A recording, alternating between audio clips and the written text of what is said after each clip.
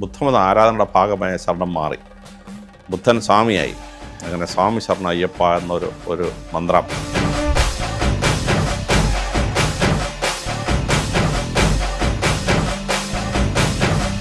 പഗോഡയിൽ ആരാധിക്കപ്പെടുന്ന ആളുണ്ട്. അദ്ദേഹത്തെ മടൻ എന്ന് വിളിച്ചു. അത് മലയാളത്തിൽ മാടൻ എന്നാക്കി മാറ്റി. ആ മരുത്തെന്ന് പറയുന്ന ദേവനെ മറുത എന്നാക്കി. മറുത എന്ന് പറഞ്ഞാൽ ദുർബോധമെന്ന് വിചാരിക്കാം. ഈ കളബ്രർക്ക് ഒരു ഫ്യൂഡേറ്ററി രാജ്യം ഉണ്ടായിരുന്നു.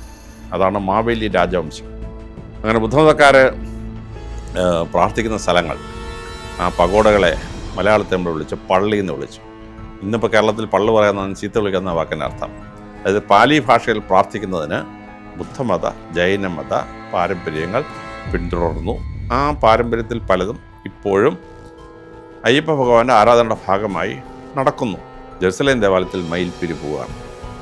മയിൽപ്പീലി പോയത് കേരളത്തിൻ്റെ തുറമുഖത്തു നിന്നായതുകൊണ്ട് ശബരിമല മയിലാടുംകുന്നിലെ മയിലിൻ്റെ പീലി ആയിരിക്കണം മിക്കവാറും ശലോമോൻ ദേവാലയത്തിൽ എത്തിയത്. അങ്ങനെ മഠത്തിൽ പഗോഡയിൽ ആരാധിക്കപ്പെടുന്ന ആളുണ്ട്. അദ്ദേഹത്തെ മടൻ എന്ന് വിളിച്ചു. അത് മലയാളത്തിൽ മാടൻ എന്നാക്കി മാറ്റി. ബുദ്ധമത ജൈനമത വിശ്വാസത്തിൽ പ്രകൃതി ശക്തികൾ ആരാധിച്ചിരുന്നു. അതിലൊന്നാണ് കാറ്റിനെ അവർ ദൈവഭാഗത്തിൽ കണ്ടിരുന്നു. അങ്ങനെ മരുത്ത് എന്ന് പറയുന്ന ഒരു ദേവനായിരുന്നു. അപ്പോൾ ആ മരുത്തെന്ന് പറയുന്ന ദേവനെ അവർ മാറ്റിമറിച്ച് മറുത എന്നാക്കി. മറുത എന്ന് പറഞ്ഞാൽ ദുർബോധമെന്ന് വിചാരിക്കാം. കാറ്റിനെ ആരാധിച്ചിരുന്ന ജൈനമത ആരാധനയാണ് മറുതയാക്കി മാറ്റിയത്. പിന്നെ ബുദ്ധമതത്തിൽ സ്ത്രീഭാവത്തെ പ്രത്യേക രീതിയിൽ അവർ ആരാധിച്ചിരുന്നു. അതിനെ വിളിച്ചു ശ്യാമ ആരാധന. ശ്യാമയൊരു ബിംബം ഉണ്ടാക്കി അവർ ആരാധിക്കുമായിരുന്നു. അങ്ങനെ തന്നെ ചാമുണ്ടി എന്ന് വിളിച്ചു. ആ ചാമുണ്ടിയെ പിടിച്ച് ചാമുണ്ടിയാക്കി. കുറച്ച് കഴിഞ്ഞ് രക്തചാമുണ്ടി എന്നാക്കി. വായിൽ നിന്ന് രക്തമൊക്കെ വരുന്ന ചാമുണ്ടി. എന്നിട്ട് പലപ്പോഴും കാളി ഭഗവതിയെ പിടിച്ചവിടെ വെച്ചളയും ചാമുണ്ടിയാന്ന് പറഞ്ഞിട്ട്. അപ്പോൾ ഇതൊക്കെ ബുദ്ധമത ആരാധനായുധങ്ങളായിരുന്നു. ഈ മറുത മാടൻ ചാമുണ്ടിയെ പിടിച്ച് ചാമുണ്ടിയാക്കി ഇങ്ങനെ മാറ്റിക്കളഞ്ഞു. ഇവർ വന്നിട്ട് ശ്രീമൂലവാസം എന്ന് വിളിക്കപ്പെടുന്ന വലിയൊരു ബുദ്ധമത കേന്ദ്രം ഉണ്ടാക്കിയിരുന്നു. കടൽ തീരത്തായിരുന്നു. അത് അഫ്ഗാനിസ്ഥാനിലെ പ്രസിദ്ധമായ ഗാന്ധാര റെക്കോർഡ്സിൽ വരെ കേരളത്തിലെ ശ്രീമൂലമാസം പറഞ്ഞിരുന്നു. അത് തൃക്കുന്നപ്പുഴയായിരുന്നു. ഈ കളബ്രർക്ക് ഒരു ഫ്യൂഡേറ്ററി രാജ്യം ഉണ്ടായിരുന്നു. അതാണ് മാവേലി രാജവംശം. ആ മാവേലി രാജവംശത്തിന് കേന്ദ്രമായിരുന്നു മാവേലിക്കര. മാവേലിയുടെ കരയായിട്ടാണ് മാവേലിക്കര എന്ന് പറയുന്നത്. അവിടെ ആ മാവേലിക്കര ക്ഷേത്രത്തിനവിടെ ചെന്ന് കഴിഞ്ഞാൽ ഒരു ബുദ്ധൻ്റെ സ്റ്റാച്ചു ഉണ്ട്. ബുദ്ധ ജംഗ്ഷൻ ആ ജംഗ്ഷനെ വിളിക്കുന്നത്. ആ ബുദ്ധനെ കണ്ടാൽ ഉടനെ അറിയാം നമുക്ക് അഫ്ഗാനിസ്ഥാനിൽ നിന്ന് കൊണ്ടുവന്ന ഗാന്ധാര ബുദ്ധൻ്റെ സ്റ്റാച്ചു ആണ്. ഗാന്ധാര ബുദ്ധൻ്റെ സ്റ്റാച്ചു മാവേലിക്കരയുള്ളത്. ഈ ബുദ്ധന്മാരുടെ ക്ഷേത്രമൊക്കെ നശിപ്പിച്ചു കഴിഞ്ഞപ്പം അവർ ആ ബുദ്ധ വിഗ്രഹം എടുത്തിട്ട് പുറത്ത് തോട്ടിലും കാടിലും ഒക്കെ കൊണ്ട് കളയാൻ തുടങ്ങി. അങ്ങനെയാണ് നമ്മൾ കരുമാടിക്കുട്ടൻ എന്ന് വിളിക്കുന്നത്. കരുമാടിക്കുട്ടൻ്റെ ഒരു ഭാഗം വെട്ടി മാറ്റിയിട്ടുണ്ട്. ബാക്കി ഒരു വയലിൻ്റെ തീരത്താണ് കിട്ടിയിരിക്കുന്നത്. അവിടെ കരുമാടിക്കുട്ടൻ എന്നാണ് ഇപ്പോൾ അതിനെ വിളിക്കുന്നത്. അപ്പോൾ അതെടുത്ത് ഇപ്പോൾ പ്രതിഷ്ഠിച്ചിട്ടുണ്ട്. പിന്നെ ഈ ബുദ്ധൻ്റെ വിഗ്രഹം എടുത്തിട്ട് തോട്ടിലോ കുളത്തിലോ കൊണ്ട് താത്തുകളഞ്ഞു. ഇപ്പോൾ പള്ളിക്കൽ ക്ഷേത്രത്തിന് മുമ്പിലുള്ള കുളത്തിൽ നിന്ന് കിട്ടി. അത് തിരുവനന്തപുരത്തെ ഹിസ്റ്ററി മ്യൂസിയത്തിൽ കൊണ്ടുവച്ചിട്ടുണ്ട്. പള്ളിക്കൽ പുത്തറച്ചൻ എന്നാണ് വിളിക്കുന്നത്. പുത്തറച്ചൻ എന്ന് പറഞ്ഞാൽ ബുദ്ധറച്ചൻ. ബുദ്ധർ എന്ന് പറഞ്ഞാൽ ബുദ്ധൻ്റെ അച്ഛൻ, പിതാവിൻ്റെ ഭാവമാണ് ബുദ്ധറച്ചൻ എന്ന് വിളിക്കുന്നത്. അങ്ങനെ ബുദ്ധമതക്കാർ പ്രാർത്ഥിക്കുന്ന സ്ഥലങ്ങൾ, ആ പഗോഡകളെ മലയാളത്തിൽ നമ്മൾ വിളിച്ചു പള്ളി എന്ന് വിളിച്ചു. പാലി ഭാഷയിലാണ് അവർ പ്രാർത്ഥിക്കുന്നത്. അപ്പോൾ പാലി ഭാഷയെ പ്രാർത്ഥിക്കുന്നുണ്ട് പള്ളു പറയാമെന്ന് പറയും. ഇന്നിപ്പോൾ കേരളത്തിൽ പള്ളു പറയാമെന്ന് ചീത്ത വിളിക്കുന്ന വാക്കിൻ്റെ അർത്ഥം. അതായത് പാലി ഭാഷയിൽ പ്രാർത്ഥിക്കുന്നതിന് മലയാളത്തിൽ പറഞ്ഞു കഴിഞ്ഞാൽ അവന്മാർ പള്ളു പറയുകയാണ്. പാലി ഭാഷയിൽ പ്രാർത്ഥിക്കുകയാണ്, പള്ളു പറയാമെന്ന് പറയും. ഈ പള്ളു പറയുന്ന സ്ഥലം പള്ളിയായി. അപ്പോൾ ഇവർ കർണാടകത്തിൽ നിന്ന് വന്നപ്പോൾ കർണാടകത്തിൽ ഗ്രാമം എന്ന വാക്കിൻ്റെ വാക്ക് ഹള്ളി എന്നാണ്. ഹള്ളി ഇപ്പോഴും നമ്മൾ കർണാടകത്തിൽ ചെന്നാലും തമിഴ്നാട് ചെന്നാലും ഹള്ളി കാണും. ആ ഹള്ളി മലയാളത്തിൽ പള്ളിയായി. ഈ പള്ളു പറയുന്ന സ്ഥലം പള്ളിയായി. അങ്ങനെ ബുദ്ധമത കേന്ദ്രങ്ങളൊക്കെ കരുനാഗപ്പള്ളി, കാർത്തികപ്പള്ളി തുടങ്ങി അങ്ങോട്ട് പോയി തമിഴ്നാട്ടിലെ തിരുച്ചിറപ്പള്ളി തുടങ്ങി ഒരുപാട് സ്ഥലത്ത് പള്ളിയുണ്ടായി. പള്ളിപ്പുറം തൊട്ട് പള്ളിക്കൽ തൊട്ട് ഇങ്ങനെ പള്ളി ചേർത്ത് ഒരുപാട് സ്ഥലങ്ങൾ വന്നു. അപ്പോൾ ശബരിമലയിലോട്ട് പോകുന്ന വഴിക്ക് തന്നെ നമുക്ക് ഒരുപാട് പള്ളികൾ കാണാൻ പറ്റും. ആനന്ദപ്പള്ളി തൊട്ട് ഇങ്ങനെ പള്ളിയാണ്. കോട്ടയം ജില്ലയിൽ ചെന്നാൽ പുതുപ്പള്ളി തൊട്ട് അങ്ങോട്ട് പള്ളിയാണ്. ഒരുപാട് പള്ളികളുണ്ടായിരുന്നു. അപ്പോൾ ഈ ബുദ്ധമതം അടിച്ചമർത്തിയപ്പോൾ കുറേയേറെ ബുദ്ധമതക്കാർ ക്രിസ്തുമതം സ്വീകരിച്ചു. ക്രിസ്തുമതം സ്വീകരിച്ചപ്പോൾ അവർ അവരുടെ ചർച്ചിനെ പള്ളി എന്ന് വിളിച്ചു. പള്ളി. കുറേ പേര് ഇസ്ലാം മതം സ്വീകരിച്ചു. ഇസ്ലാം മതം സ്വീകരിച്ചിട്ട് അവരുടെ മോസ്കിനെ പള്ളി എന്ന് വിളിച്ചു. കേരളത്തിന് പുറത്ത് ഈ മോസ്കിനും ചർച്ചിനൊന്നും പള്ളി എന്ന് പറയുന്നില്ല. അത് തെക്കൻ കർണാടകവും വെസ്റ്റേൺ തമിഴ്നാടും സദേൺ കേരളത്തിൽ ഉപയോഗിക്കുന്ന ഒരു വാക്കാണ് ഈ പള്ളി. അത് ബുദ്ധമത ആരാധനാ കേന്ദ്രങ്ങളുള്ള സ്ഥലമായിരുന്നു. അപ്പോൾ ബുദ്ധമതത്തിൽ പ്രാർത്ഥിക്കാൻ പോകുമ്പോൾ ബുദ്ധം ശരണം ഗച്ഛാമി, സംഘം ശരണം ഗച്ഛാമി, ധർമ്മം ശരണം ഗച്ഛാമി എന്ന് പറയും. അപ്പോൾ ഈ ബുദ്ധനെ മലയാളത്തിൽ വിളിച്ച പേരാണ് സ്വാമി. കാരണം ബുദ്ധന് ഗാന്ധാര ബുദ്ധൻ ഇങ്ങനെ സന്യാസ ഭാവത്തിലിരിക്കുകയാണ്. അതുകൊണ്ട് അദ്ദേഹത്തെ വിളിച്ചു സ്വാമി എന്ന് വിളിച്ചു. അങ്ങനെ ബുദ്ധഭഗവാനെ വിളിച്ച ആ സ്വാമി ബുദ്ധം ശരണം ഗച്ഛാമി, സ്വാമി ശരണം അയ്യപ്പ എന്ന അയ്യപ്പ മന്ത്രമായി മാറി. അപ്പോൾ ഈ ശരണം എന്നുള്ള വാക്ക് അതിന് മുമ്പേ ബുദ്ധമതത്തിന് മുമ്പേ ഉള്ളതാണ്. ഇപ്പോൾ ഭഗവത്ഗീതയിൽ തന്നെ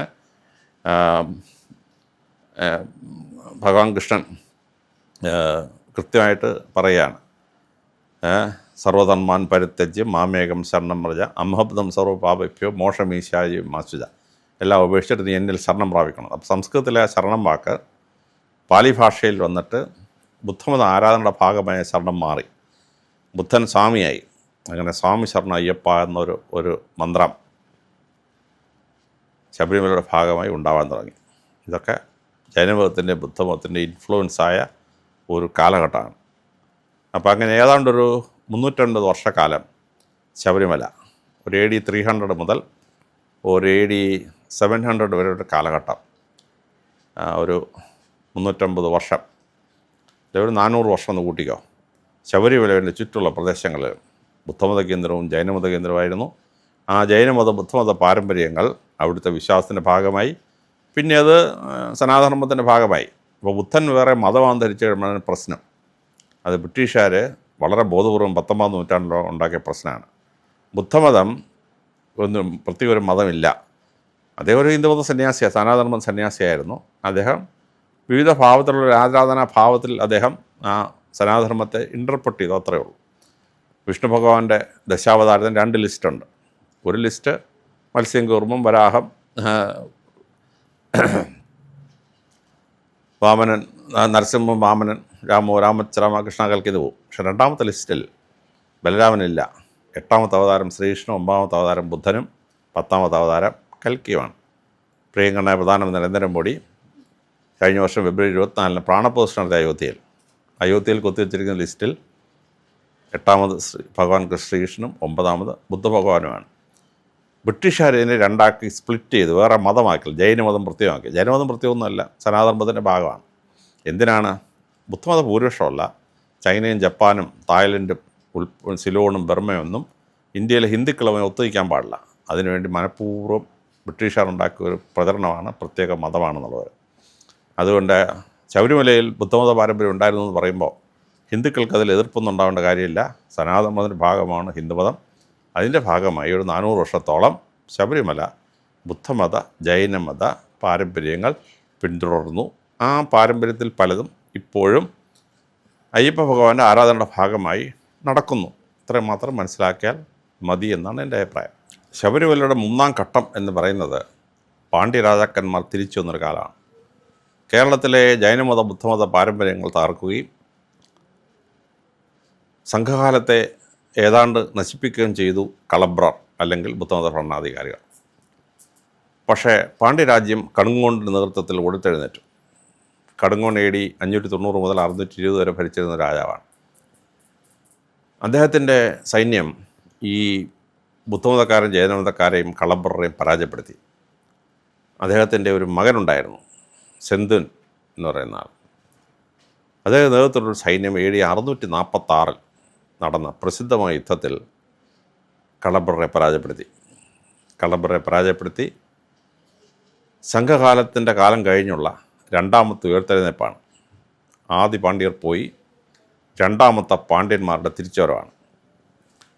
അങ്ങനെ കളബ്രറെ പരാജയപ്പെടുത്തിയ ശേഷം അവർ ഈ ബുദ്ധമത കേന്ദ്രങ്ങളൊക്കെ തിരിച്ച് സനാതനധർമ്മത്തിലേക്ക് തിരിച്ചു കൊണ്ടുവരാൻ തുടങ്ങി. അപ്പോൾ ഈ പാണ്ഡ്യന്മാരുടെ ഭാഗമായി ചില ഈശ്വര സങ്കല്പങ്ങളും ആരാധനകളും ഉണ്ടായി. ഇതിൻ്റെ ഭാഗമാണ് മധുരയിലെ മീനാക്ഷി ക്ഷേത്രം ഉണ്ടാകുന്നത്. 1500 കൊല്ലത്തിന് മുമ്പ് മധുരയിലെ മീനാക്ഷി ക്ഷേത്രം ഉണ്ടായി. മധുര മീനാക്ഷി വ്യത്യസ്തമായ ഒരു സങ്കല്പമാണ്, പക്ഷേ സനാതനധർമ്മത്തിൻ്റെ ഭാഗമായിട്ടുണ്ടായ ഒരു സങ്കല്പമാണ്. അവർ കേരളത്തിലേക്ക് സംസ്കാരം പറിച്ചു നട്ടു കഴിഞ്ഞപ്പോൾ ഈ ശബരിമല ഉൾപ്പെട്ട ഭൂപ്രദേശങ്ങൾ വലിയ ഒരു സാംസ്കാരിക കേന്ദ്രമായിട്ടൊക്കെ മാറി. മധുരയിൽ നിന്ന് തിരുനെല്വേലി വഴി ചെങ്കോട്ട വഴി കേരളത്തിലേക്ക് വന്ന ശേഷം കേരളത്തിലെ ട്രേഡിനെ അവർ ടേക്ക് ഓവർ ചെയ്തു. അതിൻ്റെ ഭാഗമായി ഈ സ്പൈസസും മറ്റു കാര്യങ്ങളും വിളയുന്ന കേരളത്തിലെ ഏരിയാസ് അവർ ടേക്ക് ഓവർ ചെയ്തു. അപ്പോൾ കേരളത്തിൻ്റെ ട്രേഡ് അല്ലെങ്കിൽ വ്യാപാരം വളരെ വിശാലമായിരുന്നു. BC 1200 ഈജിപ്തിലൊരു ഫറോ രാജാവ് ഉണ്ടായിരുന്നു, രാമസിസ് രണ്ടാമൻ. ആ രാമസിസ് രണ്ടാമൻ മരിച്ച അദ്ദേഹത്തിൻ്റെ ശവശരീരം, മമ്മിഫൈ ചെയ്ത ശവശരീരം ഒരു AD 1986 കിട്ടി. അദ്ദേഹത്തിൻ്റെ മൂക്കിനകത്തും വായ്ക്കകത്തും ചെവിക്കകത്തും ശരീരത്തിലെ എല്ലാ ദ്വാരത്തിനകത്തും അവർ കുരുമുളക് നിറച്ച് വെച്ചിരിക്കുകയാണ്. ഈ ശവശരീരം അഴുകാതിരിക്കാൻ ഈ കുരുമുളക് വളരെ നല്ലതാണ്. അദ്ദേഹം വളരെ ക്രൂരനായൊരു ഭരണാധികാരി ആയിരുന്നു. അതുകൊണ്ട് മരിച്ചു കഴിഞ്ഞാലും ദ്വാരങ്ങളിനകത്ത് കുരുമുളക് അടിച്ച് കയറ്റാണെന്ന് നമുക്ക് അറിഞ്ഞൂടാ. പക്ഷേ ആ കുരുമുളക് എവിടെ നിന്ന് വന്നു? ഈജിപ്തിൽ കുരുമുളകില്ലല്ലോ, ആഫ്രിക്കയിലും കുരുമുളകില്ല. അപ്പോൾ അവർ പരിശോധിച്ച് നോക്കപ്പോഴാണ് ആ കുരുമുളക് കേരളത്തിൽ വിളയുന്ന കുരുമുളകാണ് രാമസിസ് രണ്ടാമൻ്റെ മൂക്കിൽ വെച്ചിരിക്കുന്നത്. അവർക്ക് മനസ്സിലായി കേരളവുമായി ഈജിപ്തിന് 3000 കൊല്ലത്തിന് മുമ്പ് ട്രേഡ് ഉണ്ടായിരുന്നു എന്ന് മനസ്സിലായി. 3000 കൊല്ലത്തിന് മുമ്പാണ് ശലോമോൻ ജെറുസലേമിൽ ദേവാലയം പണിഞ്ഞത്. അത് പണിഞ്ഞപ്പോൾ മദ്ബഹായുടെ മുമ്പിൽ ഈ മയിൽപ്പീലി കൊണ്ട് അദ്ദേഹം അലങ്കരിച്ചിരുന്നു. ഈ മയിൽപ്പീലി കൊണ്ടുവന്നത് തർസീസ് കപ്പലുകളാണ്, ഇന്ത്യൻ ഭാഷ പറഞ്ഞ തുർവശരുടെ കപ്പലുകൾ. ശബരിമലയിലുള്ള പണിയന്മാരായിരുന്നു ഈ ട്രേഡിൻ്റെ ആൾക്കാർ. ആ പണിയൻസ് ഈ സാധനം കൊണ്ടുപോയി. അങ്ങനെ ആ മയിൽപ്പീലിക്ക് വേദപുസ്തകത്തിൽ വിളിച്ചിരിക്കുന്ന വാക്ക് തൂക്കി എന്നാണ്, TUKI. ഇത് തമിഴ് ഭാഷയിൽ ആൺമയിലിൻ്റെ പേരാണ്, തോഗൈ എന്നാണ്, തോഗൈ. ആ തോഗയാണ് തൂക്കി എന്ന് പറയുന്നു. ശബരിമലയിലെ പ്രസിദ്ധമായ ഒരു മലയാണ് മയിലാടുംകുന്ന്. അപ്പോൾ ഇവിടുന്ന് മയിൽപ്പീലി കൊടുങ്ങല്ലൂർ പോയി, അല്ലെങ്കിൽ ആലപ്പുഴയുള്ള തുറമുഖം വഴി നേരെ ജെറുസലേമിലെത്തി. അവർ നേരെ ഒമാൻ്റെ തീരത്ത് ചെന്ന സൂർ എന്ന സ്ഥലത്ത് ചെന്നിട്ട് അവിടുന്ന് സൗദി അറേബ്യ വളഞ്ഞ് അപ്പുറത്ത് ചെന്നിട്ട് യമനിലെ പ്രസിദ്ധമായ ഏഡൻ തുറമുഖത്ത് പോയി അവിടുന്ന് കറങ്ങി നേരെ സൂയസ് കനാലിൻ്റെ അതിലേക്കൂടെ പോയിട്ടാണ് അത്, അന്ന് സൂയസ് കനാലില്ല, അവിടെ കൊണ്ട് ലാൻഡ് ചെയ്യിച്ചിട്ട് കരയിൽ കൂടെ അങ്ങ് ശലോമോൻ്റെ ജെറുസലേമിൽ എത്തിച്ചു. അങ്ങനെ ജെറുസലേം ദേവാലയത്തിൽ മയിൽപ്പീലി പോവുകയാണ്. മയിൽപ്പീലി പോയത് കേരളത്തിൻ്റെ തുറമുഖത്തു നിന്നായതുകൊണ്ട് ശബരിമല മയിലാടുംകുന്നിലെ മയിലിൻ്റെ പീലി ആയിരിക്കണം മിക്കവാറും ശലോമോൻ്റെ ദേവാലയത്തിൽ എത്തിയത്. ശലോമോൻ്റെ പ്രസിദ്ധമായ മേശ, പൂജാദ്രവ്യം വയ്ക്കുന്ന മേശ ചുറ്റും ആനക്കൊമ്പ് കൊണ്ട് അലങ്കരിച്ചിരുന്നു. ആനക്കൊമ്പിന് വേദപുസ്തകത്തിൽ 3000 കൊല്ലത്തിന് വിളിച്ചിരിക്കുന്ന പേര് കാളഫ്, KLEPH. ഇത് സംസ്കൃതത്തിൽ ആനയുടെ പേരാണ് കളഭം. അതാണ് സുറിയാനിയിലെ കാളഫ് എന്ന് പ്രയോഗിച്ചിരിക്കുന്നത്. ഇന്ത്യയിൽ നിന്നാണ് ആനക്കൊമ്പ് പോയത്. അപ്പം കൊടുങ്ങല്ലൂർ തുറമുഖത്തു നിന്നോ വിഴിഞ്ഞം തുറമുഖത്തു നിന്നാണ് പോയിരിക്കുന്നത്. മിക്കവാറും ആനമല, ശബരിമലയുടെ അടുത്തുള്ള ആനമലയുണ്ടല്ലോ, ആനമലയെന്നോ അവിടുന്ന് ആനക്കൊമ്പ് പോയിട്ടാണ് തുറമുഖത്തോടെ പോയിരിക്കുന്നത്. ശലോമോന് ഒരു മൃഗത്തെ കാണുമെന്ന് ആഗ്രഹമുണ്ടായി. അങ്ങനെ ഈ കപ്പലുകൾ കുരങ്ങനെ കൊണ്ടുപോയി, കുരങ്ങനെ കൊണ്ട് കാണിച്ചു. ആ കുരങ്ങനെ ശലോമോൻ വേദപുസ്തകത്തിൽ വിളിച്ചിരിക്കുന്ന പേര് കപി എന്നാണ്, KAPHI. സംസ്കൃതത്തിൽ കുരങ്ങൻ്റെ പേരാണ് കപി. ഹനുമാനെ നമ്മൾ വിളിക്കുന്ന പേരാണ് കവീന്ദ്രൻ, അതാണ് കവി. അങ്ങനെ 24ഓളം വാക്കുകൾ തമിഴിൽ നിന്നും സംസ്കൃതത്തിൽ നിന്നും 3000 കൊല്ലത്തിനും വേദപുസ്തകം എത്തിച്ചു തന്നു. ആ ട്രേഡിന് ഈ ശബരിമലയുടെ ചുറ്റുമുള്ള പ്രദേശങ്ങളും ഒരു സോഴ്സായിരുന്നു. ആ സോഴ്സ് അനുസരിച്ചുള്ള ട്രേഡ് പോയിരുന്നു. അങ്ങനെ ഇവിടുന്ന് പോകുന്ന പ്രധാന സാധനങ്ങളൊന്ന് കുരുമുളകായിരുന്നു. അതാണ് സംഘകാല കൃതിയിൽ പ്രസിദ്ധമായി പറയുകയാണ് അതിൻ്റെ പേര്. കറി ഏന്തി പോയിടും കപ്പലുകൾ പൊന്നേന്തി തിരികെ വരും. കറി എന്ന് പറഞ്ഞാൽ കുരുമുളകാണ്. കുരുമുളക് കയറ്റി കപ്പൽ അങ്ങോട്ട് പോയാൽ തിരിച്ച് സ്വർണം തിരിച്ചു വരും എന്നാണ്. അങ്ങനെ ആ കറി ഇനി ഇംഗ്ലീഷൊരു വാക്കായിട്ട് മാറി. കുരുമുളകോ മുളകോ ചേർത്തൊരു കറി ഉണ്ടാക്കിയാൽ അതിനെ ഇംഗ്ലീഷ് വിളിക്കുന്ന പേര് CURRY കറി. ഇത് തമിഴിലെ കുരുമുളകാണ് ഇംഗ്ലീഷിൽ കറി എന്ന വാക്കിൻ്റെ ഉത്ഭവമായി മാറുന്നത്. ഈ വലിയ ട്രേഡ് ശബരിമല ഉൾപ്പെട്ട ഭൂപ്രദേശങ്ങളിൽ നിന്നാണ് ഈ ട്രേഡ് നേരെ പോയിട്ട് നമ്മുടെ തുറമുഖങ്ങളിൽ നിന്ന് വിദേശത്തോട്ട് കയറ്റി അയക്കുന്നത്. അങ്ങനെ സ്വർണത്തിന് ഇന്ന് ലോകഭാഷകളിൽ വരാഹൻ എന്ന പേര് വരാനുള്ള കാരണം അതാണ്. രാഷ്ട്രകൂടന്മാരുടെ നാണയം അവർ വരാഹമൂർത്തി ആരാധിക്കുന്നവരായിരുന്നു. വരാഹക്ഷേത്രം പ്രസിദ്ധമായ ക്ഷേത്രമാണ് മഹാരാഷ്ട്രയിൽ. അപ്പോൾ ഒരു സ്ഥലത്ത് ഒരു സൈഡിൽ അദ്ദേഹം അവരുടെ രാജാവിൻ്റെ സിഗ്നയും മറുവശത്ത് വരാഹക്ഷേത്രത്തിൻ്റെ പടവുമായിരുന്നു. വരാഹത്തിൻ്റെ പടമായിരുന്നു. വരാഹത്തിൻ്റെ പടമുള്ള നാണയമായതുകൊണ്ട് തന്നെ വരാഹൻ എന്ന് വിളിച്ചു. അപ്പോൾ ആ സ്വർണ്ണ നാണയ ട്രേഡിന് ഈ നമ്മുടെ കടൽ തീരം തൊട്ട് ആലപ്പുഴ, കൊല്ലം കടൽ തീരം തൊട്ട് ശബരിമല മലമ്പ്രദേശം തൊട്ട് ഇടുക്കി തൊട്ട് അങ്ങ് നേരെ തമിഴ്നാട് വരെ പരന്ന് കിടക്കുന്ന ഒരു ഭൂപ്രദേശമായിരുന്നു. ബുദ്ധമതക്കാർ കുഴുമൂർ അല്ലെങ്കിൽ കുമളി ഭരിച്ചു, കുട്ടനാട് ഭരിച്ചു. കുട്ടനാട് ഇവരുടെ ആയിരുന്നു. അങ്ങനെ വിശാലമായ ഏറിയ പാണ്ഡ്യന്മാരെ ടേക്ക് ഓവർ ചെയ്തിട്ട് അവർ ബിസിനസ്സിനായിട്ട് ഉപയോഗിക്കാൻ തുടങ്ങി. അതോടുകൂടി ആ മേഖലയിൽ വലിയ പട്ടണങ്ങളുണ്ടായി. കുഴുമൂർ വലിയ പട്ടണമായി, റാന്നി വലിയ പട്ടണമായി, ശബരിമല വലിയ പട്ടണമായി, എരുമേലി വലിയ പട്ടണമായി. പിന്നെ അങ്ങോട്ട് മധുര, ചെങ്കോട്ട വരെ പട്ടണങ്ങളുടെ ശൃംഖലയുണ്ടായി. ആ വാഹനങ്ങൾ വന്ന് അവിടെ താമസിച്ചു, അവിടെ കച്ചവടം നടത്തി. അങ്ങനെ ഏറ്റവും വലിയ കച്ചവട കേന്ദ്രം ഒന്ന് ശബരിമല പമ്പയുടെ തീരമായിരുന്നു. ആ തീരത്ത് നിന്ന് ആറ്റിൽ കൂടെ സാധനം യാത്ര ചെയ്തു. അവർ വലിയ കായലുകളിലെത്തി, അതുവഴി സമുദ്രതീരത്തെത്തി അത് എക്സ്പോർട്ട് ചെയ്യാൻ കാരണഭൂതമായി മാറി. അങ്ങനെ 60ഓളം പട്ടണങ്ങളും വലിയ കോട്ടകളും 18ഓളം കോട്ടകളും 18 കുന്നുകളുടെ മുകളിലെ ഓരോ ജനവിഭാഗത്തിന് അരജന്മാരായ രാജാക്കന്മാരായ സ്ഥാനവും കൊടുത്തിട്ട് ഇതിനെ കൺട്രോൾ ചെയ്തുകൊണ്ടിരിക്കുകയാണ്. അങ്ങനെ മലയിലെ ഖജനാവ് സൂക്ഷിച്ചവൻ മലമ്പണ്ടാരമായി. അങ്ങനെ ശ്രദ്ധേയമായ ട്രേഡാണ്. ഈ ട്രേഡിൻ്റെ കാലത്ത് ഈ ശബരിമലയുടെ ചുറ്റുള്ള പ്രദേശവും സമൃദ്ധിയായ ഒരു സ്ഥലമായി മാറി. ആ സമയത്ത് പാണ്ഡ്യ വിശ്വാസപ്രകാരം ശബരിമലയിൽ പ്രതിഷ്ഠകൾ വന്നു. അതിൽ വളരെ പ്രധാനപ്പെട്ട ഒരു പ്രതിഷ്ഠ എന്ന് പറയുന്നത് കാളി ഭഗവതിയായിരുന്നു. ഒന്നാം ചേര സാമ്രാജ്യം കൊട്ടരവെ വെച്ചു. പാണ്ഡ്യന്മാർ വന്ന രണ്ടാം ചേര പാണ്ഡ്യഭരണം വന്ന സമയത്ത്, രണ്ടാം ചേര സാമ്രാജ്യവും പാണ്ഡ്യഭരണം വന്ന സമയത്ത് അവിടെ കാളി ഭഗവതിയെ പ്രതിഷ്ഠിച്ചു. അങ്ങനെ കാളി ഭഗവതിയുടെ പ്രതിഷ്ഠയുള്ള 5ഓളം മലനിരകളുണ്ടായി. ഈ സമയത്ത് അവിടെ പ്രതിഷ്ഠിച്ച ബുദ്ധഭഗവാനെ അവർ ട്രാൻസ്ഫർ ചെയ്തു. അത് ശാസ്താനാമധാരിയായി ശാസ്താവായി മാറി. ബുദ്ധൻ്റെ വാക്കൊഴിവാക്കി ശാസ്താവ് എന്ന് വിളിക്കാൻ തുടങ്ങി. ആ ശാസ്താസങ്കല്പം വളരെ ഭംഗിയായി കാലഘട്ടത്തിൽ വിനിയോഗിക്കപ്പെട്ടു. പിന്നെ ആരാധന സമ്പ്രദായത്തിൻ്റെ ഭാഗമായി രൂപാന്തരങ്ങളുണ്ടായി. 8ാം നൂറ്റാണ്ടിൽ ശങ്കരാചാര്യർ വന്നു. ശങ്കരാചാര്യരുടെ കാലത്ത് അയ്യപ്പ സങ്കല്പം കേരളത്തിലില്ല. ഉണ്ടായിരുന്നുവെങ്കിൽ ലോകത്തിലെ വലിയ കൃതികൾ എഴുതിയ, ഇന്ത്യ മുഴുവൻ യാത്ര ചെയ്ത് ഇന്ത്യയുടെ 4 കോണുകളിൽ ക്ഷേത്രം സ്ഥാപിച്ച് സർവജ്ഞ പീഠം കയറിയ ശങ്കരാചാര്യർ എവിടെയെങ്കിലും അയ്യപ്പ ഭഗവാനെ പരാമർശിക്കുമായിരുന്നു. 9ാം നൂറ്റാണ്ട് കഴിഞ്ഞപ്പോഴേക്കും ഇവിടെ വലിയ ക്ഷേത്ര നിർമ്മിതികൾ തുടങ്ങി. ഈ സമയത്ത് കടൽ തീരത്ത് വന്ന ക്രിസ്ത്യാനികൾ അവിടെ നേരെ ഈ സമ്പത്ത് നേടിയെടുക്കാൻ വേണ്ടി മലമുകളിലേക്ക് പോകാൻ തുടങ്ങി.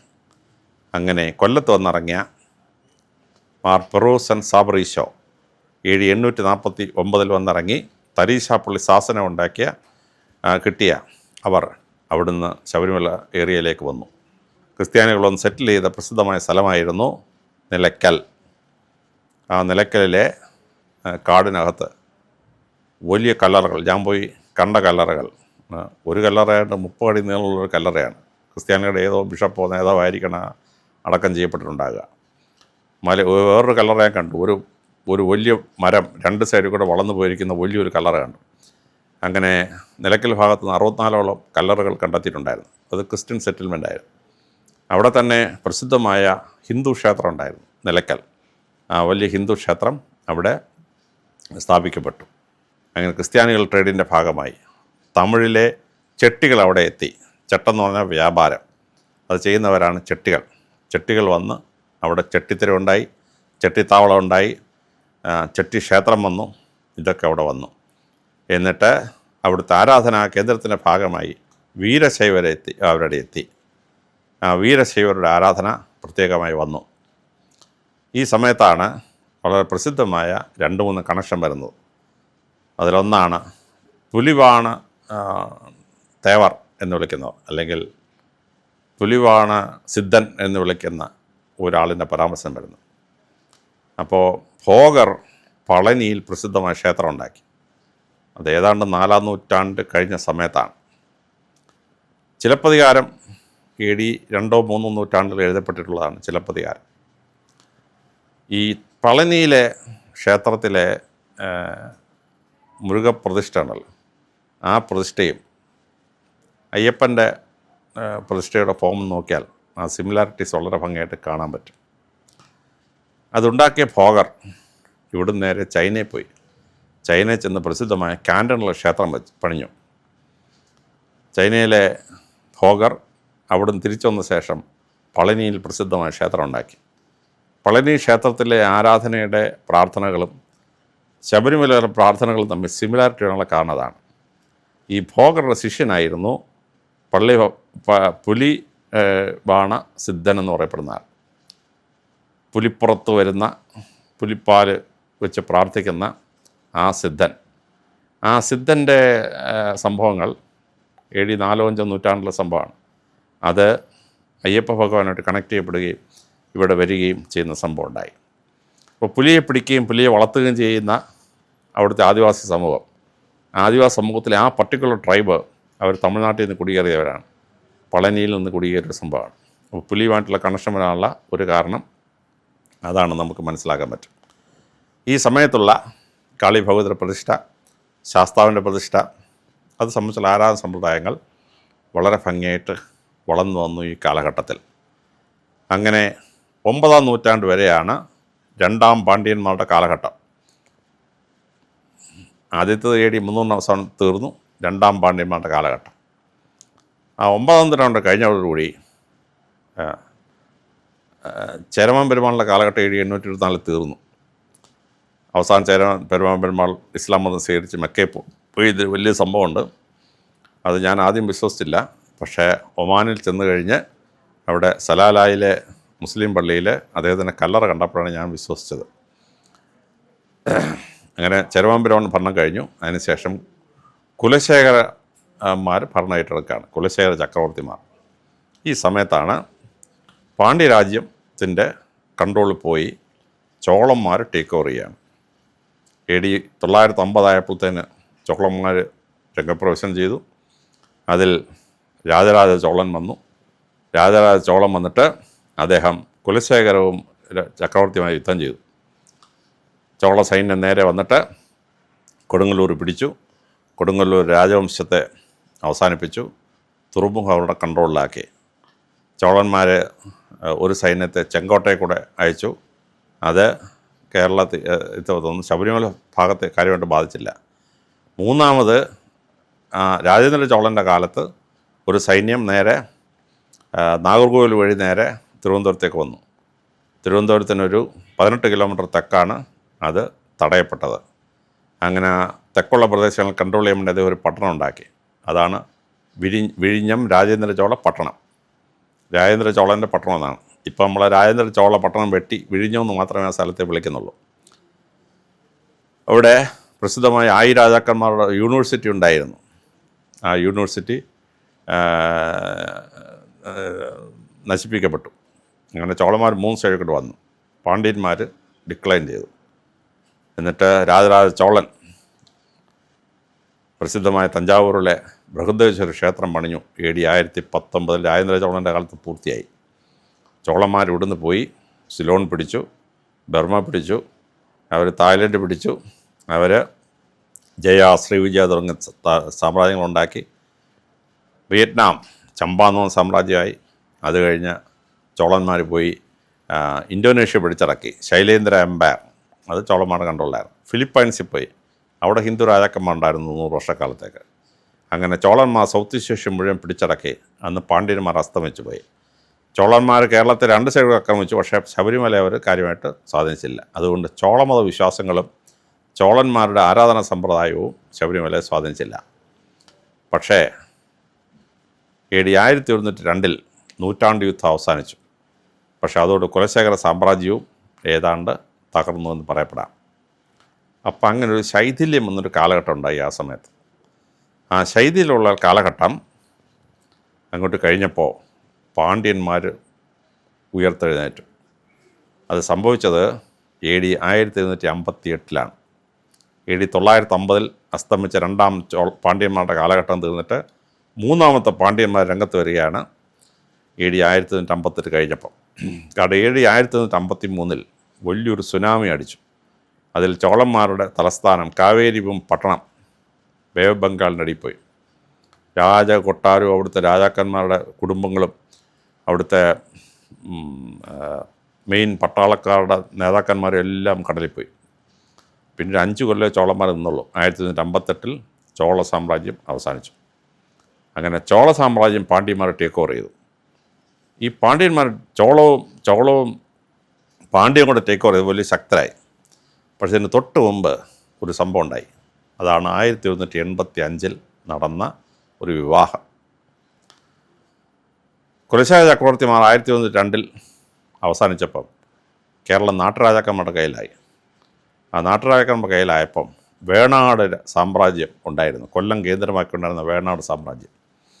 ആ വേണാട് സാമ്രാജ്യത്തിൻ്റെ കയ്യിലായി കൊല്ലം, പത്തനംതിട്ട ഉൾപ്പെടെയുള്ള ശബരിമല ഉൾപ്പെട്ട ഭൂപ്രദേശങ്ങൾ.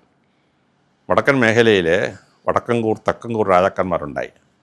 AD 1150 വടക്കൻകൂർ രാജാക്കന്മാർ വരുന്നത്. അവർ AD 1300 ഭാഗത്ത് വടക്കൻകൂറും തെക്കൻകൂറുമായിട്ട് ഉപയോഗിച്ച് കോട്ടയം, എറണാകുളം, ഇടുക്കി ഏരിയാസ് അവരുടെ കയ്യിലായിരുന്നു.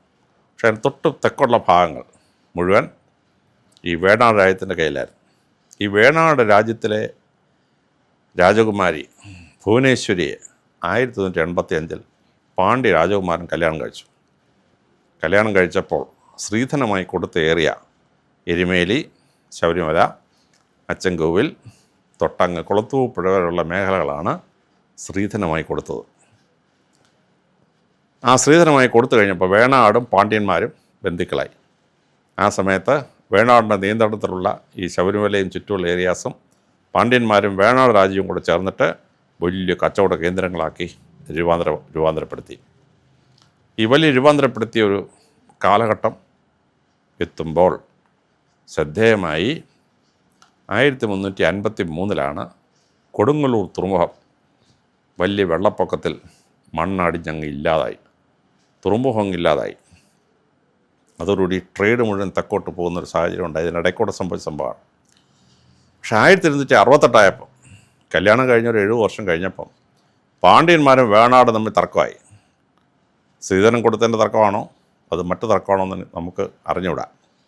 പക്ഷേ 1968 പാണ്ഡ്യ സൈന്യം കേരളത്തിലോട്ട് ഇരച്ച് കയറി. അവർ കൊല്ലത്തെത്തി വേണാട് രാജാവിനെയും രാജകുമാരനെയും കൊന്നു. വല്ലാത്ത പ്രശ്നമുണ്ടായി. ചോളന്മാർ നശിച്ച് പാണ്ഡ്യന്മാർ സൂപ്പറായ കഴിഞ്ഞ് 10 വർഷം കഴിഞ്ഞു 1968. അത് കഴിഞ്ഞ് പാണ്ഡ്യ സൈന്യം മടങ്ങിപ്പോയി കഴിഞ്ഞിട്ട്